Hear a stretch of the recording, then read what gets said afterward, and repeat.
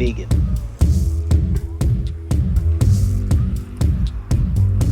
I am Negan.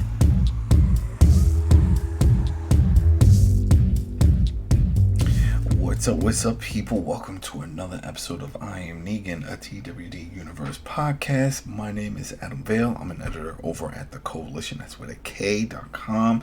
Tonight I'm joined by Editor-in-Chief Richard Bailey Jr. What's up, Rich?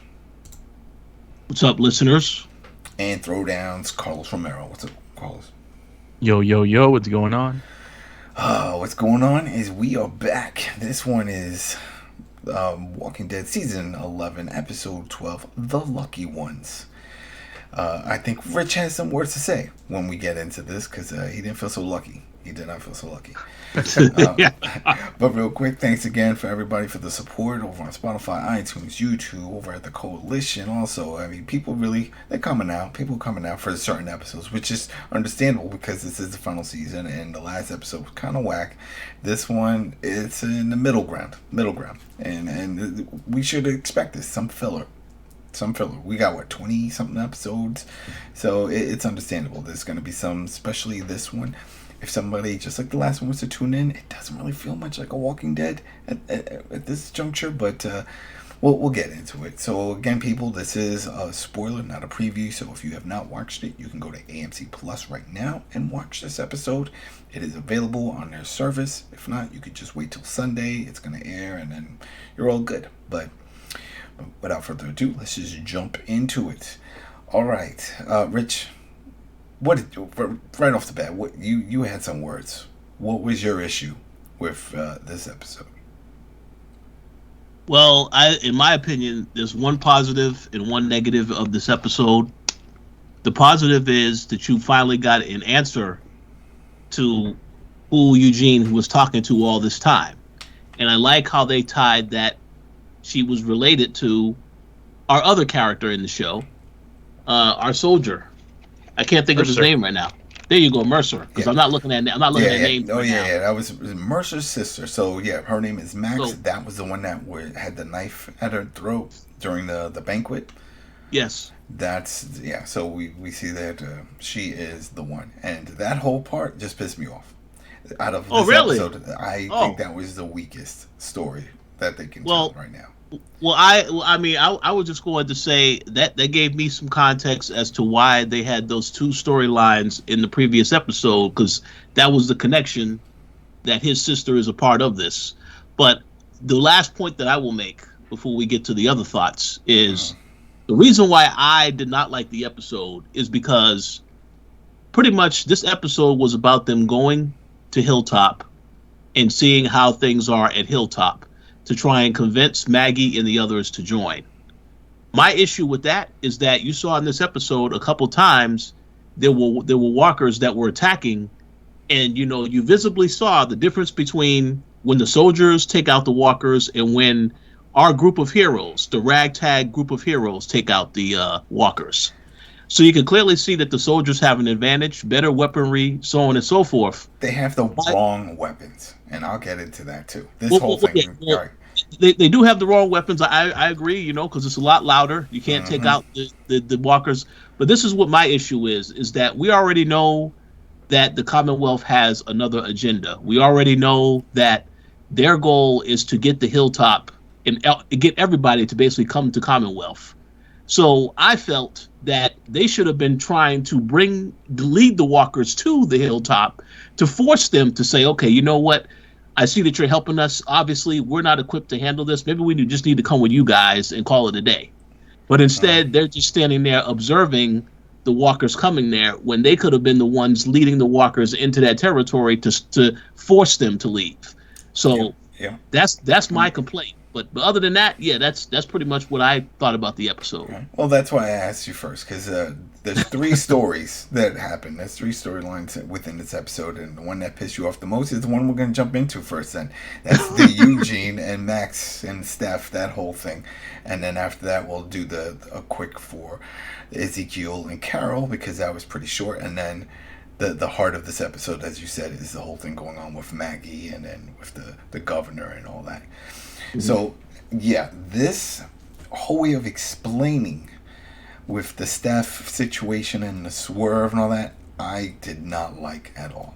It did not make sense when they do the whole little montage of Steph explaining to Eugene, "Oh, what happened was I found parts of a radio, and with some love, you fixed the radio. Then you were able to connect, and then that's how you heard him on the radio and started talking, built a relationship, and this whole thing. And then eventually, they found out there was some transmissions going back and forth, and then that's where we get introduced that Mercer is involved, and that's his sister, and we're like, oh, okay." And he was like, "You better hope Hornsby doesn't find out it's you." And well, sure enough, he does. And then they do the swerve. It was like, well, he's never met you, so we're going to replace you with our undercover agent. And that's why she looks like you. And it was kind of silly, because then it's like, all right, once the ruse is over, we also saw, she was always there. It was almost like The Ring. If you remember the movie The Ring, where when you're like the creepy girl was always in all the images, but no one noticed. She was in the photos in the back. It's like the same thing. It's like, oh, she was there. Max was there when everyone loves ice cream in this damn show. They're always talking about ice cream. That could be a drinking game of how often they talk about damn ice cream on this show.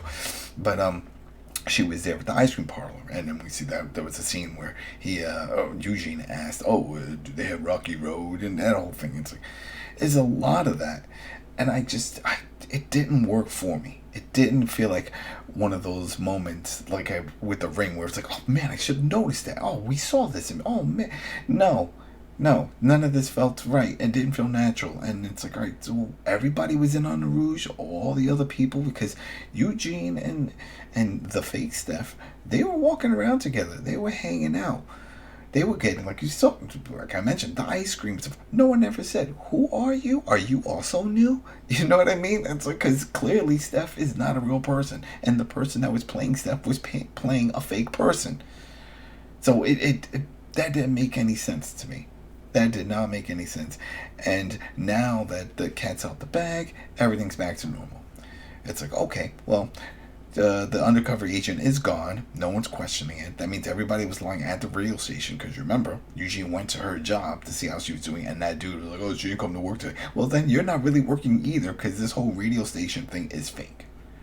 None of it is real. And then that goes back to last season when they did that whole running into the radio station segment. Remember, we have to get to the radio. Is that all fake too? What was the point of that? Yeah, I feel like it's like their way. It's a really weird way for them to sort of shoe in the real Stephanie. It's like okay, we got to bring her in, and her thing is she realized that she fucked up because Mercer found out, and she had to pretend like she didn't see that there was a copycat.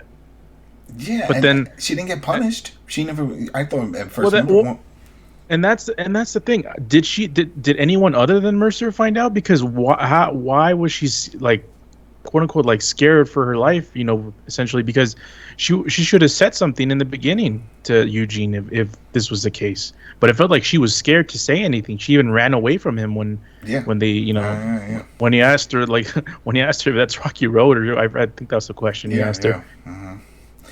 And that's what I don't get, because she didn't get punished, because that's one of the things Mercer had said. He was like, "Hey, if they find out, you're going to get in trouble. It's just going to mess it up for both of us." Whole thing. Well, clearly he found out, Hornsby found out, and nothing happened. They just told her to keep a low profile. She wasn't locked away, as we sort of assumed, because she just popped up right at the end of that last episode. So we assumed now that the Rouge is over, she's out of her cell or whatever. No, she was always there. She was just told to keep a distance, and that's it.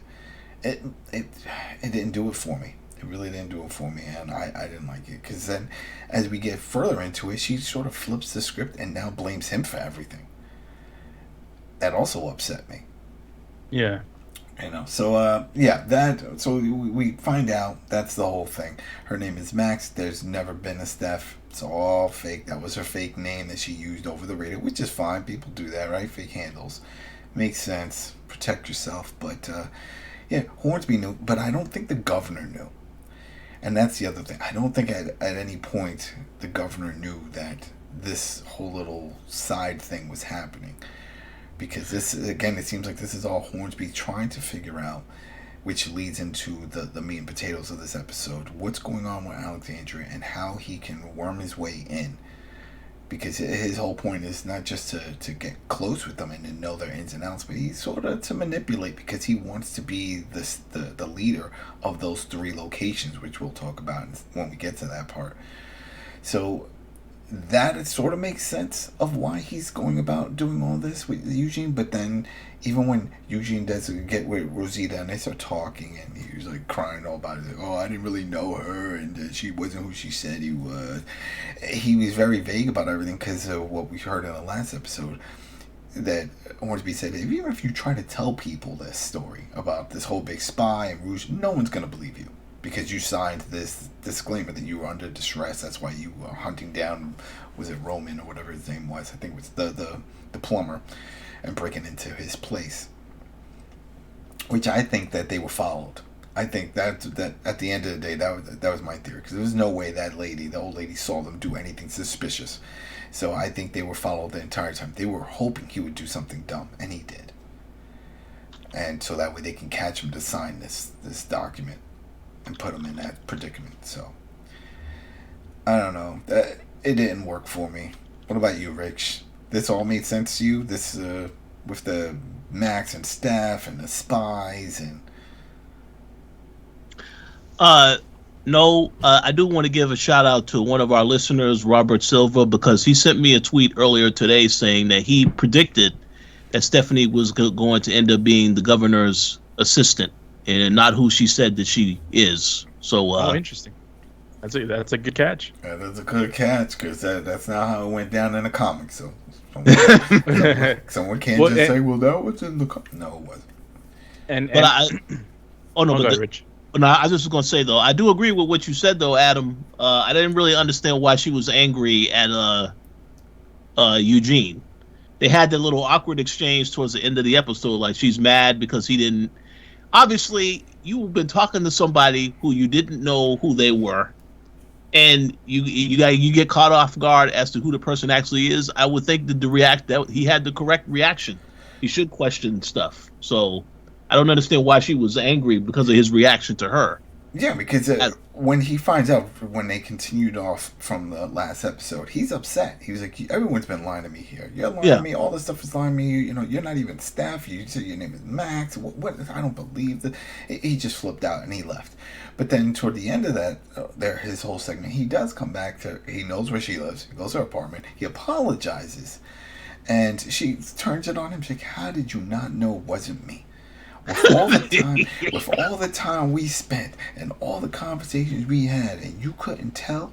And he was like, well, he gives his his long explanation for everything, but it boils down to he's always being rejected, and she was the one person that wasn't rejecting him. So why was he going to turn that down?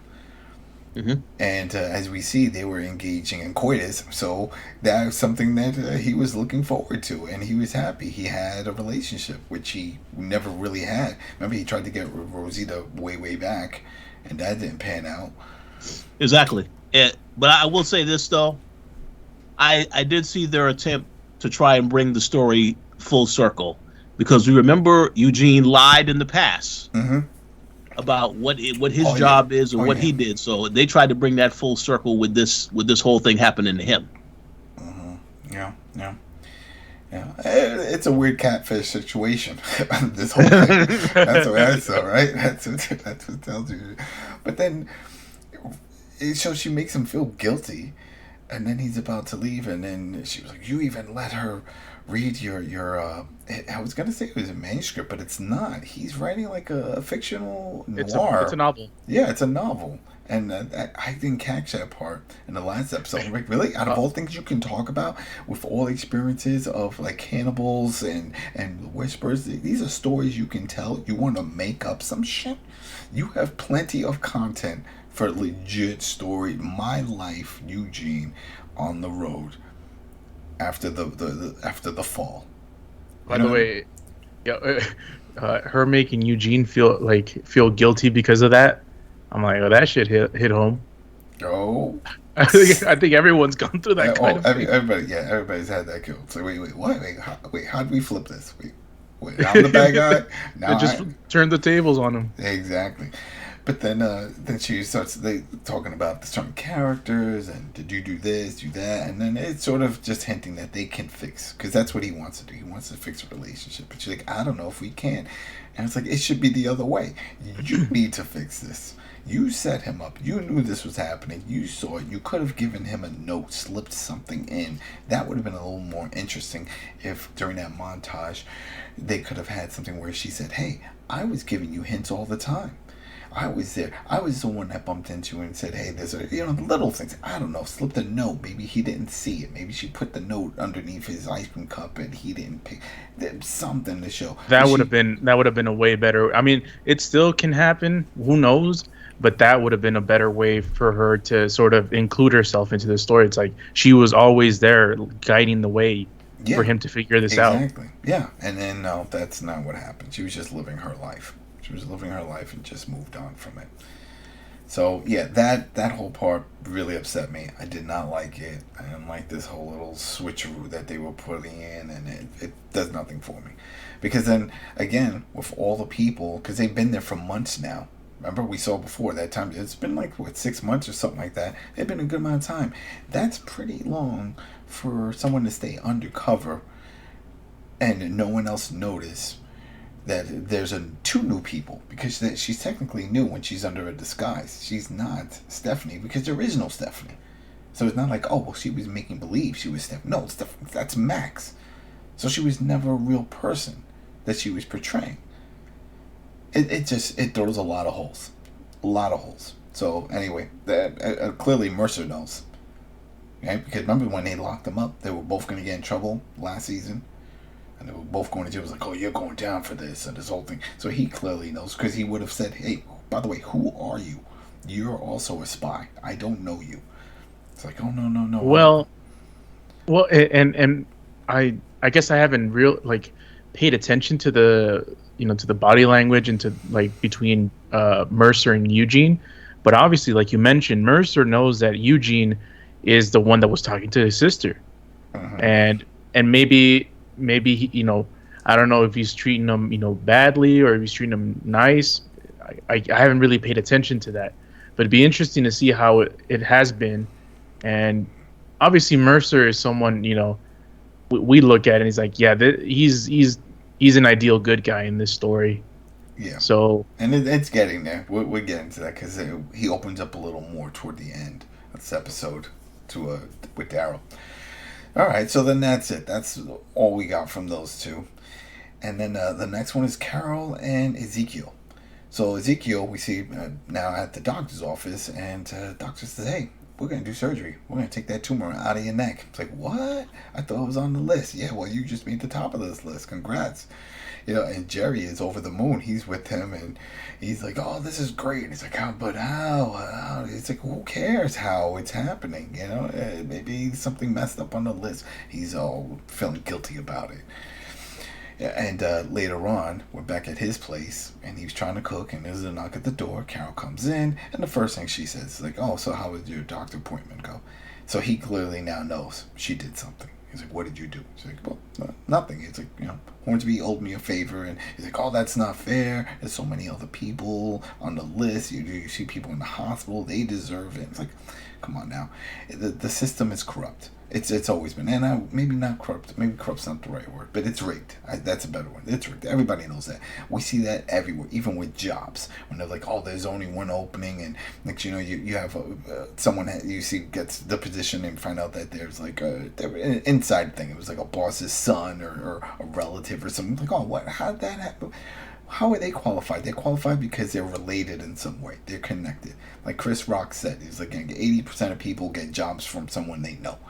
And the same thing, and it's the same thing with these type of lists. And she even brings it up. She was like, "You think if it was someone connected to Pamela, the governor, that they would be at the bottom of the list? No, they're put on the top." And she said, "You're important. You're special, not just to me, but to others. And there's people that are not as worthy who do get the benefits, But we need you. We need you now, and I want to make sure you stay alive." And then he sort of agrees to that. Like, yeah, it makes sense. And it's true. It does make sense. It's tons of shit like that. So, I was kind of nervous when he started getting that whole righteous, oh no, I can't do this, this is not right, because I was like, oh great, now he's going to go back and say, you know what, I'm not doing it, and give my appointment to the next door neighbor guy or somebody, you know, they were going to introduce someone else, and so, you know, you're getting it. I still kind of feel like it's gonna be like that. It was really weird the way he went into surgery. It's like, okay, like we're gonna get what is it, pizza, and then it's like, oh, but you're gonna be eating Jello. I It's was like, gonna tell Tony over at Throwdown I was gonna do a recording and send it, because what did he say? He said, I don't make sure there's no pineapple on my pizza. He said that's just not right. It's just not right, and it's true. Pineapple has no place on pizza. Sorry. I agree. Yeah. So, Rich, what do you have? Do you have and real quick, a comment on this matter? They brought up ice cream again. He was like, yeah, we'll have pizza and ice cream. Yeah. So, yeah, Rich, what did you think of that whole thing? Wait, which scene are you talking about specifically? This is the Eugene and Carol with their whole segment on this episode. Oh no, Ezekiel. I mean, sorry. Oh yeah, with Ezekiel. Yeah. Well, I also questioned his reaction when he found out that Carol had helped. I mean, does he just want to die? You don't want to have an opportunity to try to get the surgery and get on the road to recovery. I mean, I understand he's thinking about all the other people that are also in the hospital as well, and they also need to be taken care of. But just for a minute, you see that Carol, your former woman, cares about you. Just let her, if she's trying to help you, just let her help you. Don't worry about the cost. See, and you bring up a good point right there. Former woman. And she said he owes me a favor. And my thing was, I was like, woman, what are you doing with this guy? What kind of what services are you providing that got me bumped to the top of the list? Please don't tell me it's what I think it is. But he doesn't even ask. He doesn't even ask. Which is odd, because, it's like they weren't officially married, but they were playing as a married couple back at the Kingdom. Mm-hmm. They adopted a kid. They adopted a kid, and that whole thing. And I still feel like they're going to have that happy ending. I think that's going to be a thing. I think they're going to be together. Oh, wait a second. You sure about that? You sure he won't die in the surgery? I'm with Rich. That would be lame. Yeah. If he dies in the surgery. Maybe not in the surgery, but Ezekiel gives me death vibes like crazy. Yeah. Well, I mean, I could. I think it's possible. Oh, bless you. Oh, bless me. Thanks. Yeah, there you go. Yeah. This is The Walking Dead, so everybody won't have a happy ending. We know that for sure. I mean, it's amazing that in some ways this is a happy ending for Carol, because she didn't make it this far. At least in the story, they had no plans for her. The writers, they were like, oh, she was just going to be a one and done. Remember, she came in as the wife that was being abused and the whole thing, but they loved her acting, and they was like, you know what, we're going to keep you around. So it worked out. And with Ezekiel, his story ended, it ends not toward the end, but it does end in the comics, but it still continues on. And I only bring that up because they do like him and they like the character, and so why end it in something not meaningful, but just not in a fashion that we would accept. It's like, oh, he died during the surgery. It's like, really, out of all the things going on here in this time with the craziness, this is how you take out one of our main characters. Under the knife, things go wrong. I mean, it happens in real life, but it just doesn't feel right to happen here in this universe. Especially not Yukamo's brother. Right? He can't mess up anything. I told you, that's why I need to be a baker. I'm not that good. I'm rusty. No, I don't think so. And it makes me wonder also, who was the surgeon before? Because they just instantly threw him in that role. Like, well, now we know the cat's out the bag. We know you're a surgeon, so you're going to start doing surgeries. Did they not have a surgeon before? Yeah, they probably did. I wonder if he's someone that died, that turned, that... He's not Baker. I don't know. Oh, boy. But, yeah, I just hope for the best. I like Ezekiel. I like the whole thing that's going on with him. And with the Carol, it still amazes me. Every time I see her, that she's still around on this show. And she's still the character she's developed into. Remember, from the prison and training the kids how to use guns and all this stuff. And I'm like, that's awesome. When did you learn how to use guns? But you know what? I'm not even questioning it. I'm going with it. I like it. It was cool. All right, so the meat and potatoes of this episode. That is what's going on with Alexandria and Hilltop and oh my god, it's not Riverside. Is it Riverside? Oceanside. Yeah, Oceanside. So we see that Governor Milton, Hornsby, and the entourage, all the soldiers, along with our boy Daryl, are all headed over to Alexandria. And Aaron is now running Alexandria, and he's worked out a deal with Hornsby. He wants to be part of it. Because the gist of it is Hornsby wants to bring in Alexandria, wants to bring in Oceanside and Hilltop, and use them for resources and other things. But his main goal is he wants to be the overseer. He wants to be like a mayor, I guess, because you got the governor and then you have the smaller areas, counties. He wants to be the mayor. He wants to be in control of those parts. That's what he wants to get out of it. So it doesn't matter. Aaron is happy that these people have been coming over, fixing things up, helping out. They see the benefits of everything that's going on. You got Daryl who's coming over and says, hey, we don't fully trust them, but things are pretty good there. You know, and I think it was Aaron that even said, or I think he was like, hey, they got 50,000 people when he was talking to Maggie. He's like, maybe like 49.9 of them are great. So it's not that bad. But she's on the fence on the whole thing. And we really see that Governor Milton really wants Oceanside. Like, that's what she wants. You see her at the little beach side. It just, because they don't have that. That's the one thing they don't have at the Commonwealth. They want a resort. They want a resort, you know. And that there was a resort in part of all of this in the comics. They did have a resort. And she wants a resort. But what they're not telling everybody, and I was really surprised because I thought this was going to be the reason why Maggie held off, but she doesn't, is that they go based off of that class system. She sort of hints at it when they have their one-on-one discussion with Maggie, and before I even jump the gun. And then I went jump the gun. So Aaron is on board with Lance, with Hornsby. They're on board. They head over to Oceanside, and that's where we see Milton sitting on the beach. She's enjoying everything. But then the woman that's in charge of that group says, hey, we're all on board also, but Maggie doesn't want to join. And this is news to Milton. She was like, wait, I thought everybody was cool. I thought that's why I was here, to just, make it official, shake hands, do that whole thing. Shake hands, kiss babies. Yeah, shake hands, kiss babies, do all that. But no, she was like, no. And so they were like, listen, we want to join up, but we have this whole relationship going on with all the other groups, especially with Hilltop. So no, we're not gonna do it. If you can get her on board, then we're all in. So then they were like, all right, we're gonna figure this out. And they head over the Hilltop, of course, as they're on the route there. We see Maggie's out there with, I forgot who it was that was with her. Was it Alpha's daughter? I think Alpha's daughter was with her. But Lydia. I think Lydia was with her, and they were killing some walkers on the road. She sees her, and they start talking, and they say, you know what, we're going to just have one-on-one. Can we just go out there? No entourage or anything. So they go walking off.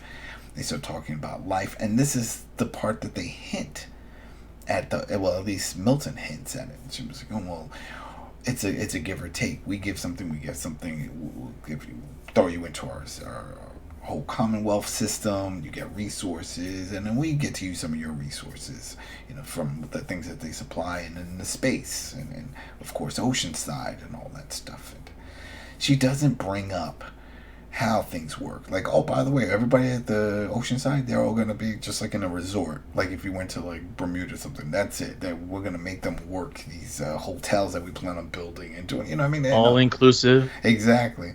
And she doesn't bring that up. And I thought this would have been that time to mention it, because then that would make more sense of why Maggie turns the deal down. Because she eventually does turn it down, but that's not the reason.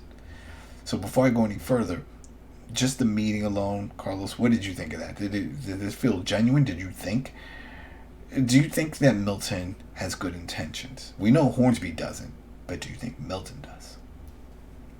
Uh, for yes, but for only for her people. I don't think she cares about anyone else.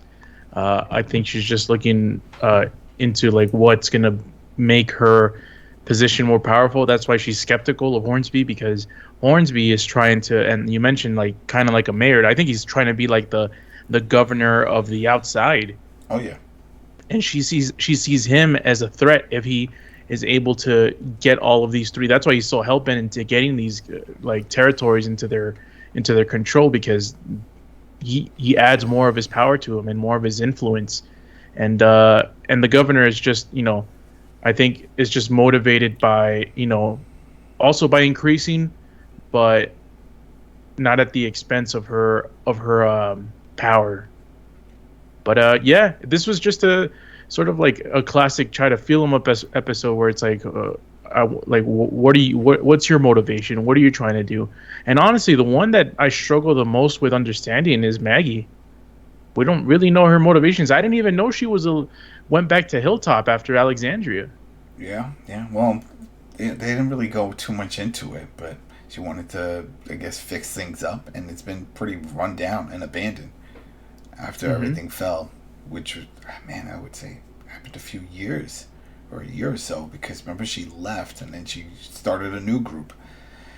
So I guess they just had to speed things up, and they sort of did. It was 6 months or something like that that we know from the Commonwealth. So we just have to assume that during that time, these are the other things that were happening.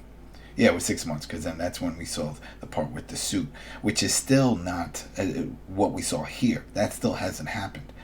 So when we saw in the first for this when say well the second part, the two or the three is how they're describing it. When this season started, this part of it, and we saw that nice little transition and it moving to the right, from the left to the right, and it said 6 months later, that type of thing, and then we see Daryl in the military uniform and saying, "Come on, Maggie, we gotta do this." Da, da, da, da.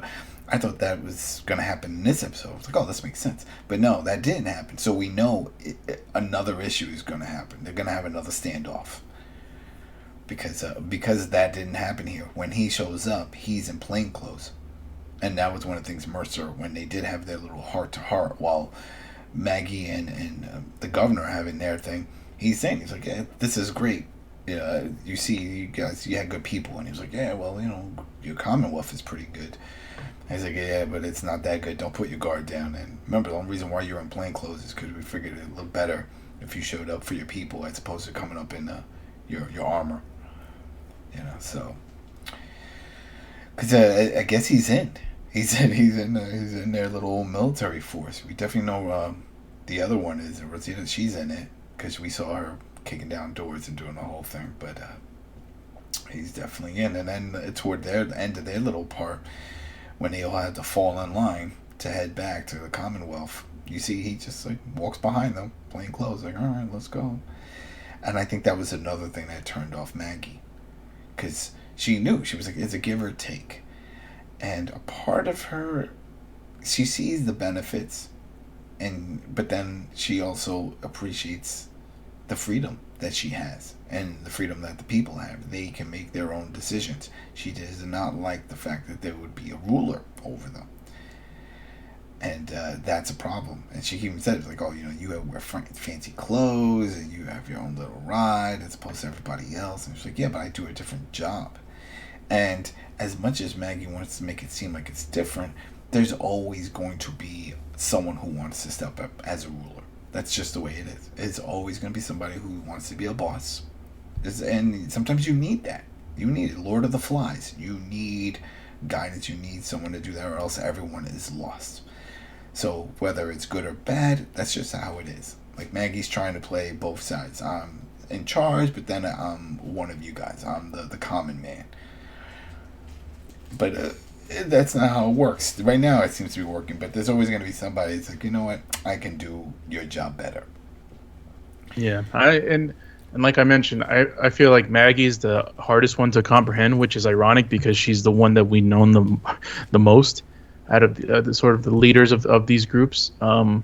I'm just is she just being stubborn? Does she have something in mind? Like, does she see through them and know their intention and their intentions are bad? I really can't tell. Um, but yeah, I think she likes I personally think she likes having the control. She likes to be in control, and she doesn't Mhm. want to give that up because she knows once she's done, that's the give or take. Then when they show that one scene where they're fighting, I don't know where all these walkers are coming from. That's the other thing that throws me off. Yeah, there's always tons of walkers. Like real quick, there was that one part where they're at the Alexandria. Was it Alexandria? Yeah, it was at Alexandria because Aaron was there. yes, And then one just starts walking right outside the house. Like, oh, there's a breach. Really? Like, how? You just fixed up the walls in the last episode talking about it, and then now there's just one just walking around like, oh, and then Daryl goes out and puts it down. It's like, okay, that's whatever. And then that one part with Maggie, when she was having a heart-to-heart with the governor, Maggie throws a knife to kill a walker because two were approaching. And then Milton shoots with her rifle. It's like, that makes so much noise. That's yeah, not a good idea. Like, I tell her that. Or and they're even, wasting ammunition. they're wasting ammo. Yeah, who's making this ammo? Do you have Eugene doing that? Is he back to doing the ammo stuff? I don't know. Oh, that would be interesting. Yeah, we don't see that in this one. We saw it in earlier ones, but we don't see him if that's his job. We know he's doing something for them because everybody has a job. And then when the soldiers, when again there's like a bunch of walkers are approaching. You have our group over there just fighting, doing with their stuff with the knives and all that stuff. Mercer does have a sword, and he gets a cool little slice scene with a rollover, and it's pretty cool. But then he's like, all right, fire, and everybody just, his soldiers just line up and just take all the walkers down. And that's it. And then you see the camera pans over to Maggie, and she has like a weird look on her face. And I think it's her look of concern that if they don't fall in line, what's stopping these soldiers from one day showing up and just putting them down like that?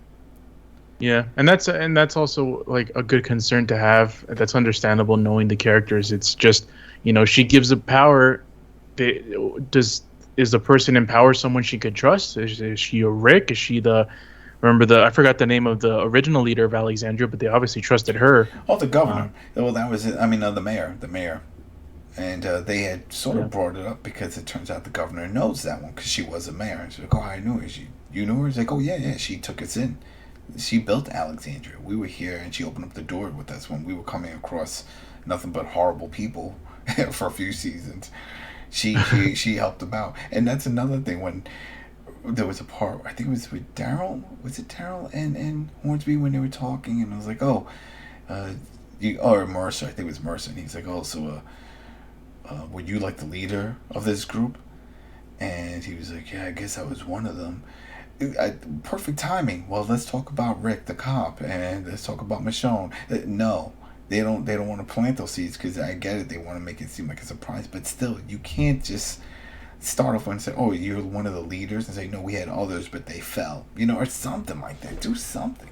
No. Or even say, or did you ever have what kind of and they didn't bring any. Show some flashbacks of the cannibals, the whisperers. Show like the old governor with the patch, like really fast flashes. And like, and then just go back to him. Like, Welcome to Woodbury. Yeah, we had a few altercations with some. Yo, but you're mentioning all of these names, and we're forgetting the most important name that we don't know where the hell he is. Is the name of this show? Yeah, where's Negan? Yeah, he's out there. And that's the other thing. No mention. No mention of him. No mention of all the hardships and things that he put him through and his group. We don't even. It would be great. I would be over the moon if they bring up Negan in some way, and then she says, "Oh, we had a relationship with them," or something like that. But we do know they're in a different state, and so that was one of the other things. It's like we know this is not the same location, and they've never ventured the Hilltop. The Commonwealth folk, they've never ventured this far out. And Milton brings that up too. He's like, I hope this is worth this trip and this whole thing. So, but then she sees the beach. So does she really care about Alexandria? No. Does she care about Hilltop? No. But she wants that beachfront. And that beachfront won't join unless Maggie's all in. So they have to take them all. So I think she's sort of BSing Maggie with the whole thing of like, oh yeah, I respect this and that, and she don't care. She wants that Oceanside. And Hornsby, when he has that one-on-one with Maggie, sort of says the same thing. He brings up Oceanside and says, oh, and who knows what's on the other side. If we go, there could be another port, which could lead to another community and maybe another school or a university, and your son can go there. And did you ever imagine your son going to freshman, bringing him for a freshman year in college? And at that point, I would have been like, what's the point of that? We can't rebuild that type of society. Our kid needs to know, just like the kids that we're teaching now. When Mercer was saying, wow, these kids are little, they weren't frightened or anything when everything was happening. He's like, yeah, because these are road kids. They need to know how to survive. That's the most important part. You can't have, That's true. yeah, well, you can't have that, like, oh, let's make believe it didn't happen type of thing and just live behind walls like they did in World Beyond. Or like they even did, in the farm, or where they did in the jail cell, or Yeah. Woodbury. Yeah, you can't do it. It does. Or Alexandria. Yeah. And they even mentioned in that Alexandria's fell twice already. Yeah, it fell twice. You can't do it. They need to know the real world and how to defend themselves and learn how to read and write and all those type of things. But I don't see it. I don't see a whole university type setup or everything just getting rebuilt that way. It's just, no, doesn't make sense. But anyway, he tries to plant those seeds in her head that things could be better if they do it. But as you mentioned, that doesn't happen. So when it comes down to it, right before they leave, like, all right, so we have a deal? I'm like, no deal. We're out. We're not doing it. Which was surprising. But the governor was like, yeah, fine, whatever, let's go. And we see some of the other members of Maggie's crew packing up their ship. They're like, yeah, we're going too. We're dipping. Yeah, she's like, but why? It's like, well, because we're done with this. This is your struggles, pretty much. I mean, they want to have that other life. I'm sure they're hearing about it from Daryl and others, because there's other people that eventually go back and forth. They don't bring it up, but that was a thing in the comics, and they sort of hinted at it here. There was some back and forth with some others, and people would tell the stories of how things are over there. Like, things are good. I have an apartment. I have a job, and this and that, like a princess type situation. So a lot of people just started leaving. So they sort of show that off here, where people are like, hey, Maggie, we're done. It's like, but we have something here. No. We want something else. That's okay. You could stay here, but we're out. And then this is where it gets critical. This is the critical part here, because right on their way back, Hornsby was like, I'm not giving up. He's telling the governor, I'm going to go back there. I'm going to get this working. It's like, and that's when she calls him out. She's like, I see what you're doing. You're ambitious. You want to control something. I get it. This is what you want to do. And she gives him the green light. I was surprised by that. She was like, you know what? Do it on your own time, whatever, but don't let your Commonwealth duties fall behind, because if they do, then you'll get in trouble for it or whatever. She gives him a threat. And he was like, okay. So, I mean, Rich, what did you think before we go right toward the end of it? This whole thing going on with Maggie and the governor and Hornsby. Does any of this intrigue you? Are you interested, or are you it just all bored you? Like, you weren't impressed with any of this? This is pretty much just the slow build up to the conflict that we're all waiting for. I think the issue that I have is that I don't really see Hornsby or the governor as a threat, and this is supposed to be the final villain that our heroes are going to face. So I didn't really feel as though, not yet, I don't feel as though they are a real threat compared to some of the villains we've gotten in the past. In this same season, I thought that group, that could have been the final villain, but unfortunately that was not the plan. All of them, yeah. Yep.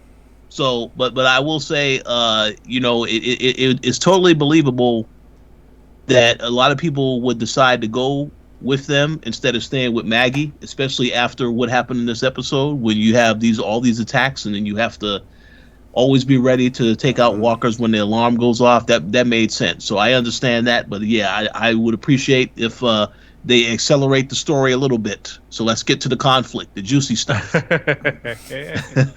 I'm with you, Rich, but I didn't really dislike this episode as much as Mr. Richard Bailey Jr., but I do see where he's coming from, because I guess it's the whole point. We're getting into the big bad of the entire show. This is the final season of The Walking Dead proper, and you know, it has to pick up at some time. And I guess we just been waiting for, you know, for seasons for this to happen. Yeah, it's gonna be interesting to see where it goes because we definitely know just from that first episode of this mid-season break when they did that 6 months that Daryl will come back with a whole group of troops to find out what's Maggie's decision. He says you got to do this, like this has to happen. So we'll see where it goes. I thought that at the end of this episode when we see that Hornsby actually goes back toward Hilltop, but he's like out in a field and he shoots off a few rounds of his gun. I was thinking, oh, this is what he's gonna do. He's gonna shoot out some rounds, get a big herd of walkers, and then just point them toward the hilltop. That type of thing, which we've already seen a few seasons back when the Whispers did the same thing. And I was like, oh, this is what he's going to do. But that's not what happens here. It's just to get his frustration. Some of them come out of the woods. He starts putting them down. And Aaron shows up. I'm like, oh, great, Aaron. Now you're going to get put down. This is it. But no. Hornsby just tells him, he says, oh, guess what? Pamela's all on Milton. Government, she's all on board. We're going to go forward anyway. It's like, oh, yeah, don't worry. We're going to work it out. And we're going to start a new beginning and this whole big thing. And then he shoots another walker. And it's like, oh, so he's lying. But I think it's okay for him to lie now because Milton knows that he's on it and he's going to do whatever he can to make sure he can at least get Oceanside. And that's really what she wants. Because she wants that Oceanside. She wants that beachfront. She wants that all-inclusive Cancun. Yeah. Yeah, so overall, that was it, people. That was the episode. Like you, Coles, I didn't completely dislike it, but I get where they're going. They had to tell this story. The story doesn't really do much for me. The Eugene and Max thing, that didn't work for me. This whole reasoning of why Maggie is so defiant about joining the group really doesn't make it. Yes, so she wants power of her own, or she doesn't trust them. Okay, but you see that they're fixing your community, they're leaving you alone. They do have soldiers, yes, but if they wanted to take over by force, they could have done it already. They could have did it now. They could have just showed up and said, hey, you want to join up? No? Oh, guess what? Do you hear that? I hear a bunch of walkers. There's no walkers. You're right, they're not. We're just going to shoot you and tell the people at Hilltop, at the Oceanside, that Hilltop was raided by walkers and you died. There we go. That's how we move on from this. But they didn't do that.